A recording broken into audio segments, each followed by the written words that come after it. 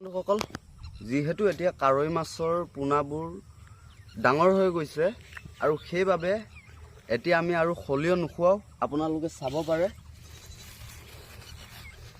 এইটো চাওক গ্ৰয়েল কোম্পানীৰ দানা হয়, এইটো পাউডাৰ।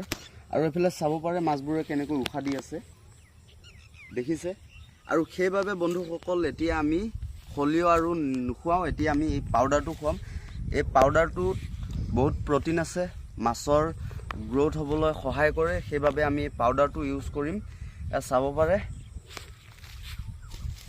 এনেকৈ আমি গোটেই পুখুৰীটোৰ কিনাৰে কিনাৰে এই দানাবোৰ এনেকৈ ছিটিয়াই দিম, দেখিছে।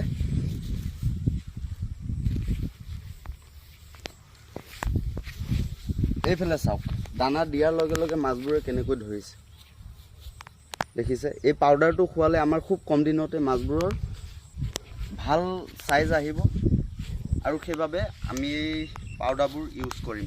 আৰু বন্ধুসকল আজিৰ ভিডিঅ'টো ইমানেই আছিল।